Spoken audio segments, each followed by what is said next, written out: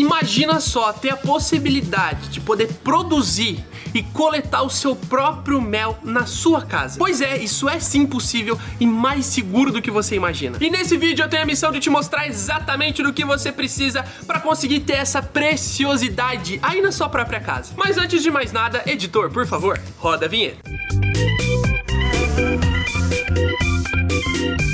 Gabriel, por que eu iria querer produzir mel na minha casa? Se você se fez essa pergunta, eu estou aqui para te dizer exatamente o porquê você vai querer produzir mel na sua casa. Mas eu não vou só falar para você, eu vou mostrar para você com as minhas colônias. Chega mais pertinho. Primeira coisa, você pode simplesmente abrir as suas colônias, ó, e coletar um dos mais deliciosos méis que são produzidos no Brasil.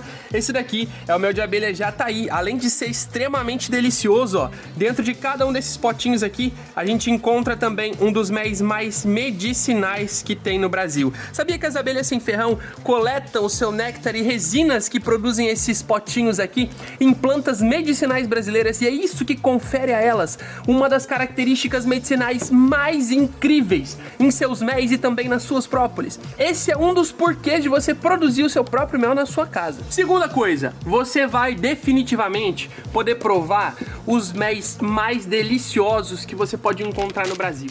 Aqui nessa colônia de Mandaçaia, ó, a gente tem alguns potinhos sendo construídos lá no fundo, ó. Se vocês conseguirem chegar pertinho aqui, ó, lá no fundo da colônia tem alguns potinhos sendo construídos para armazenar esse precioso mel de Mandaçaia. E no caso da Mandaçaia, é um mel extremamente clarinho, esbranquiçado, ó, uma foto aí para vocês verem. Um mel que tem um sabor diferente de todos os outros méis que você já provou na vida. E o melhor, uma abelha super mansa que você pode simplesmente abrir a colônia e coletar aí o mel na sua casa. Mais uma coisa, você pode, sem preocupação, simplesmente abrir a sua colônia de abelha sem ferrão, ó, e coletar mel dentro dos potes de armazenamento que as colônias constroem para armazenar o seu precioso mel. Com uma seringa ou com algum sugador, você pode coletar tranquilamente, com a total segurança de não ser uma abelha com ferrão que vai acabar te ferroando sem precisar de equipamento, sem precisar de fumigador, de roupa de proteção. É simplesmente abrir a colônia, coletar o mel e degustar uma das maiores maravilhas gastronômicas do Brasil, que são os méis das abelhas nativas. E como se já não fosse o bastante, tendo o seu próprio mel, produzindo o seu próprio mel em casa, você pode coletar o mel das suas colônias de abelha sem ferrão e comercializar esse que é um dos méis mais valorizados do Brasil. Mel que, dependendo da espécie de abelha nativa, como esse daqui da bugia, pode chegar a 600, 700, 800 reais o litro fracionado.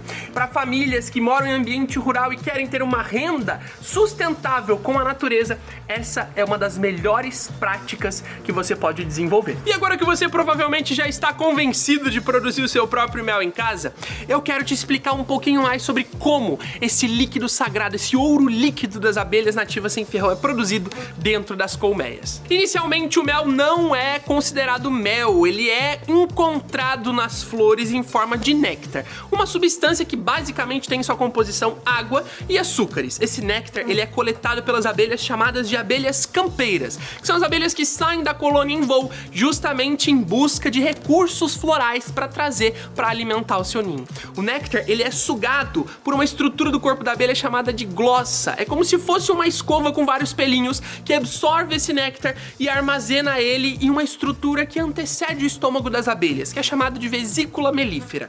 Na vesícula melífera, o néctar, ele vai ser acrescido de algumas enzimas e vai iniciar o seu processo de maturação. Vai ser transportado até a colônia e na colônia a abelha campeira vai deixar este néctar com as abelhas responsáveis pelo processamento do alimento dentro da colônia, que vão levar o néctar até os potes de alimento e começar a despejar esse néctar lá, para que ele possa iniciar o seu processo de maturação e se transformar definitivamente em mel. Depois de alguns dias e do processo de maturação já ter sido completado, é então que a gente consegue encontrar os méis dentro das colônias de abelhas nativas. Mas vale lembrar porque a maturação é muito importante para o surgimento de um bom mel de abelha sem ferrão. Afinal, o pote de alimento que armazena esse mel, ele é construído com cera e resinas vegetais, que é uma estrutura chamada de cerume para nós meliponicultores. E as resinas vegetais que estarão em contato com o mel diretamente vão passar para esse mel compostos medicinais que vão transformar o mel das abelhas nativas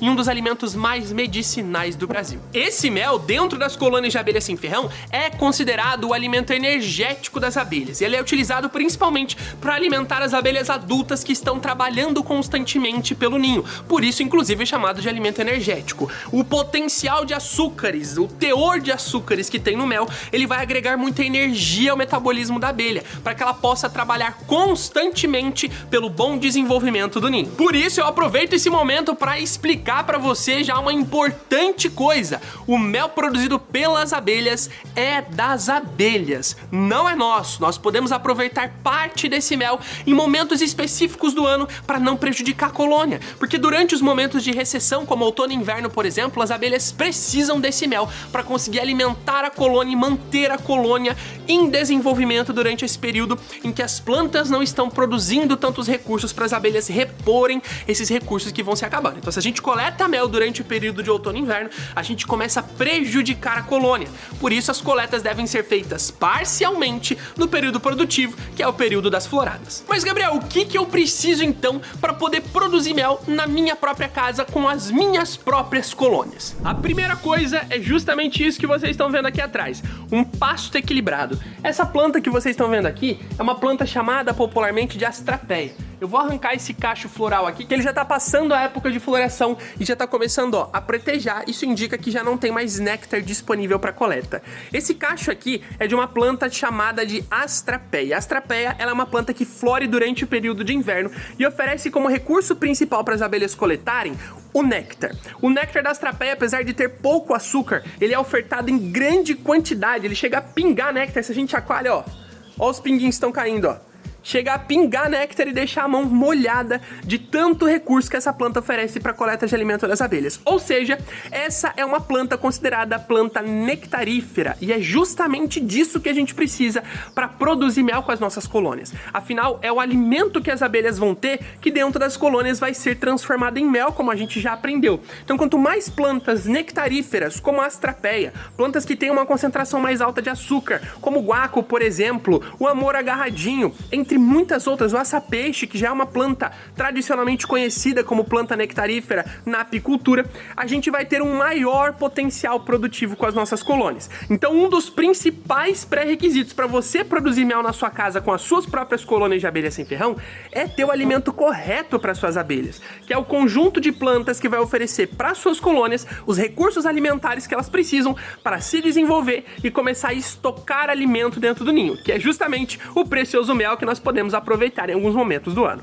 E se você não sabe qual planta oferecer para suas abelhas, eu vou deixar aqui em cima no cantinho do vídeo, desse lado ou desse lado, um cardzinho de um vídeo que a gente gravou explicando quais são as melhores plantas nectaríferas para oferecer alimento para suas abelhas sem ferrão. Depois dá uma assistida lá. O segundo pré-requisito é justamente relacionado às caixas que a gente vai manter as nossas colônias de abelha sem ferrão. Aqui vocês podem ver um ninho de abelha jataí, é uma caixa modelo ímpar, que é essa caixinha quadrada, ela tem 12 por 12 de espaço interno, e ele tem, ó, aqui embaixo o ninho, onde ficam as posturas da colônia, junto, é claro, com o invólucro e outras estruturas que são importantes para manter o desenvolvimento das abelhas no ninho. O sobreninho, que é um prolongamento da estrutura do ninho, que vai servir justamente com a mesma função que o ninho. E aqui em cima, a estrutura que nos importa na produção de mel, as melgueiras. Você percebe que a melgueira, ela tem em torno de metade do tamanho do ninho de sobreninho? Ela tem essa altura justamente porque ela acompanha a altura desses potinhos de alimento que vocês estão vendo aqui dentro, ó. Dentro deste ninho, a gente tem vários potinhos de alimento, um ao lado do outro, que são os potinhos de mel dessa colônia de jataí. Se a gente deixa uma melgueira muito alta, esses potinhos de mel, eles vão sendo colocados, construídos, um em cima do outro, fazendo com que a coleta desse mel futuramente seja prejudicada. Manter uma melgueira um pouco mais baixa, na altura do pote de alimento, respeitando a altura do potinho da colônia ou da espécie que você está criando, a gente otimiza a construção dos potes de alimento na colônia e, consequentemente, otimiza a produtividade dessa colônia. Ó, tá vendo que aqui elas estão mantendo uma fileira de pote só, não tem nenhum pote um em cima do outro. Isso na hora de coletar com uma seringa ou um sugador, ou até mesmo um tombamento com as melgueiras abertas, vai facilitar para o meliponicultor, facilitando também a recuperação dessa colônia pós-coleta e não causando muitos danos a essas abelhas. Então é importante também que você tenha uma caixa que consiga oferecer para as abelhas o ambiente correto para que elas possam produzir o mel aí na sua casa. A caixa correta tem que ter o tamanho correto para a colônia. No caso das abelhas pequenas, a gente usa uma caixa de 12 por 12 de espaço interno. No caso das abelhas médias, 15 por 15. E as abelhas de porte grande, como as urussus, a gente utiliza 18 por 18. Além disso, a melgueira, como eu já disse, tem que acompanhar a altura do pote de alimento. Outra coisa muito importante é que a estrutura que você vai usar para manter as suas colônias tem que oferecer para suas abelhas a proteção que elas precisam para conseguir produzir adequadamente e não ficar gastando recurso tendo que corrigir um monte de problema. O meliponário correto tem que cumprir 4 pré-requisitos. Oferecer, um telhado que abriga as colônias contra a chuva direta, que pode causar problemas caso comece a molhar o interior do ninho, o sol direto, que pode acabar derretendo as estruturas da colônia que são construídas de cera, caso seja um sol muito intenso, ventos fortes e contínuos batendo na entrada das colônias, que pode acabar atrapalhando o trabalho de saída, de coleta de alimento das abelhas, e é claro, ter um acesso facilitado ao meio externo para coleta de alimento. Se for uma sacada, varanda de apartamento que tenha vidros, tome muito cuidado que as abelhas não identificam vidros. E se elas ficarem presas no mesmo ambiente, isso gera estresse e também prejudica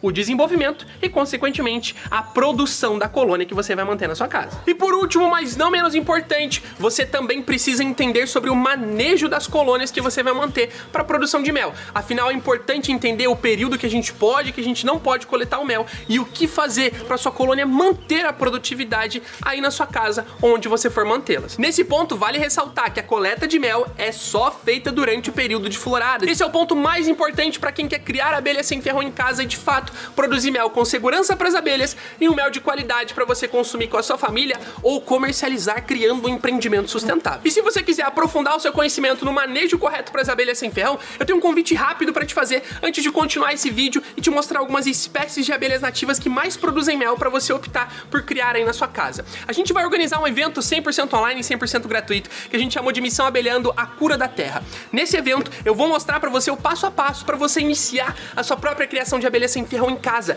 com total segurança, mesmo que agora você ainda nem conheça sobre as abelhas sem ferrão. Então, se você quer produzir mel, esse é o evento correto para você. E o melhor, ele é 100% gratuito. Para você participar, é só clicar no link que tá nos comentários ou na descrição desse vídeo. Você vai ir para uma página onde você vai colocar lá o seu nome e seu e-mail e pronto, você já tá cadastrado e vai entrar em um grupo onde eu vou te mandar mais informações sobre esse evento incrível que já vai começar. Quero te ver por lá, hein? Sabendo disso, bora conhecer as espécies de abelhas sem ferrão que mais produzem mel no Brasil. E por falar nas abelhas sem ferrão que mais produzem mel, a gente vai começar com as grandes procuradas urussus. Na produção de mel de abelhas nativas do Brasil, as urussus são as campeãs. Afinal, elas são uma das maiores abelhas sem ferrão em tamanho corporal e também em produtividade. A gente tem dezenas de espécies de urussus no Brasil, tanto lá no norte e nordeste, que são os locais que mais detêm a quantia de espécies de urussus, como aqui também no centro-oeste, sul e sudeste brasileiro. Algumas das mais produtivas que a gente tem no Brasil são a urussu nordestina, a tiúba urussu cinzenta,